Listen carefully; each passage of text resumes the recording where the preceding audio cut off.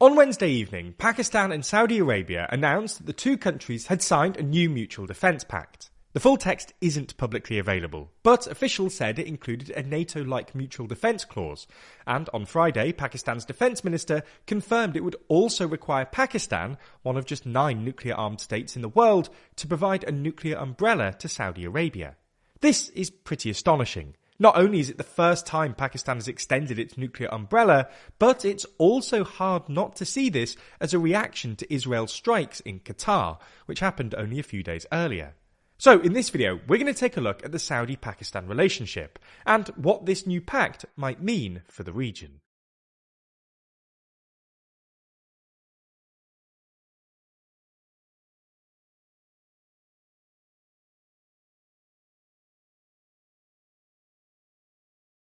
If you're interested in the political alliances and groupings which shape our world, then you might enjoy our poster, Every Alliance Explained. It shows, in slightly confusing detail, all of the world's major alliances and how different countries link together. Check out the poster by clicking the link in the description. So let's start with a bit of context. Broadly speaking, Saudi-Pakistan relations can be split into 3 chapters. The first runs from 1947, when Pakistan became an independent state, all the way through to the late 2000s. During this time, Saudi-Pakistan relations basically went from strength to strength. As 2 Muslim-majority US-aligned countries, there was a natural affinity, but the relationship was also helped by complementary economic and security interests.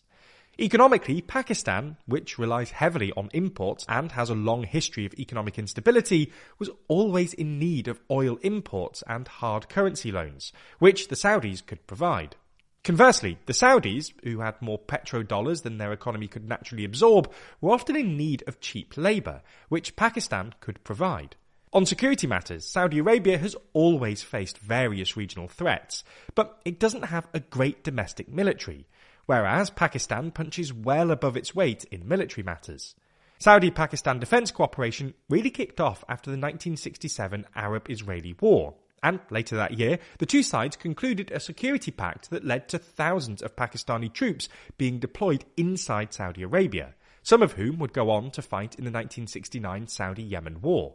Saudi Arabia provided financial support to Pakistan during the 1971 Indo-Pakistan War, and Pakistan threw its weight behind the Saudis and other Arab countries in the 1973 war, with Pakistani pilots even secretly flying planes for the Egyptian and Syrian air forces. The two countries became even closer in the 80s, united in their opposition to both the Iranian Revolution and the Soviet invasion of Afghanistan.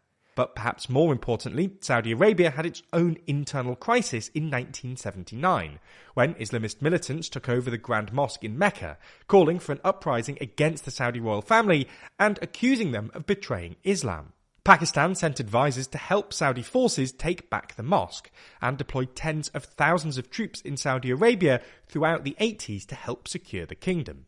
Pakistan's steadfast support for the kingdom paid off in 1998, when Saudi Arabia was one of just a couple of countries to stand by Pakistan after its nuclear weapons test, providing both economic support and free oil. However, and this is what we're calling the second chapter in this relationship, things went downhill in the late 2000s and early 2010s. Tensions first arose in 2008, with the election of the relatively populist Pakistan People's Party, or PPP, who weren't as committed to the long-standing relationship. The Pakistani Muslim League regained power in 2013, but the PML were still constrained by Parliament, which voted against providing military support to Saudi Arabia during the Saudi intervention in Yemen in 2015. And a few years later, Pakistan refused to join in with the Saudi-led economic and diplomatic blockade of Qatar, in large part because Qatar had become one of Pakistan's big natural gas suppliers. Imran Khan's election in 2018 opened up the possibility of a reset. After all, Khan was originally very close to the Pakistani military establishment, who were generally pretty pro-Saudi. Originally, this looked like it might happen.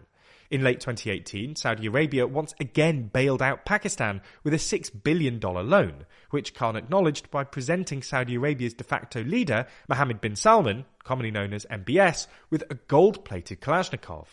However, relations once again soured in late 2019, after India revoked the special status of its administered part of Kashmir. This caused outrage in Pakistan, but the Saudi reaction was somewhat muted, in part because Saudi Arabia had developed a pretty good relationship with India throughout the 2000s and 2010s. At the same time, Khan had taken steps to normalise relations with Iran, which irked the Saudis. Khan reacted to this perceived slight by buddying up to Turkey and moved to create a Pakistan-led alternative to the Saudi-led Organisation of Islamic Countries. Saudi Arabia reacted by essentially threatening to withdraw its loan, forcing Pakistan to abruptly cancel a summit.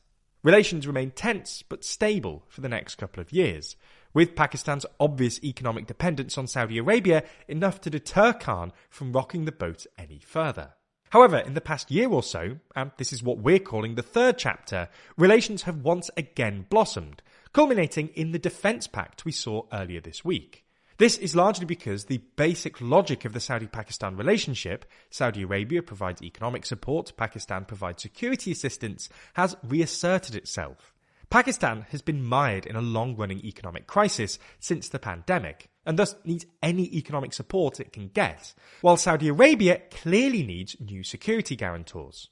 Not only has the US, Saudi Arabia's longtime security guarantor, made it overwhelmingly clear it wants to withdraw from the Middle East, this American administration also seems unable or unwilling to rein in Israel, which has now attacked basically all its neighbours.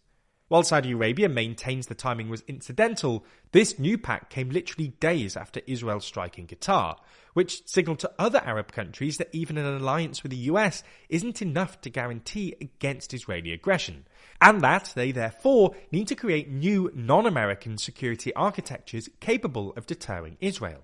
Things have also been helped by Saudi Arabia's recent rapprochement with Iran, mirroring the rapprochement that Pakistan began under Imran Khan. For context, Saudi-Iran relations have been stabilising for a few years now, but the rapprochement has accelerated in recent months, presumably motivated by mutual anxieties about Israel. MBS and Iranian President Masoud Pezeshkian met in Qatar on Monday, where Pezeshkian apparently suggested a, quote, Islamic alliance to deter Israel. And a day later, the Secretary of Iran's Supreme National Security Council travelled to Riyadh, which suggests that Saudi Arabia is at least considering the idea. In this light, perhaps the interesting question is whether this new pact is just a reflection of the recent upswing in bilateral relations between Saudi Arabia and Pakistan, or the beginning of a wider multilateral alliance of Muslim countries worried about Israeli overreach. This might sound far-fetched, but on Friday, Pakistan's defence minister insisted that the pact and the Pakistani nuclear umbrella could be expanded, and even apparently floated the idea of a, quote, Arab Islamic NATO, not dissimilar to the Iranian proposal at the meeting in Qatar earlier this week. With the rise of complex geopolitical situations like these, as well as confusing economics and the growth of AI, things are moving very fast right now. It would be sensible then to begin improving your critical thinking skills so that you can keep sharp and better understand what's going on. And the best way to do this is through Brilliant. Brilliant knows that learning a little every day is one of the most important things you can do, both for personal and professional growth. So not only do they offer a perfect mix of engaging problems and competitive features, they also keep you motivated with daily encouragement, helping you better understand the world around you. Whether you choose to dig deep into complex topics such as how AI works in the world, or stretch your analytical muscles through logic and code breaking, Brilliant can offer you everything you need, whether you're at home or on the go. You can become a better thinker and problem solver one hands-on lesson at a time. To start your learning journey and try Brilliant for free, visit brilliant.org/TLDR, scan the QR code on screen, or you can click the link in the description. By doing so, you'll get 20% off an annual premium subscription, and they'll know that you came from us, which really helps us out.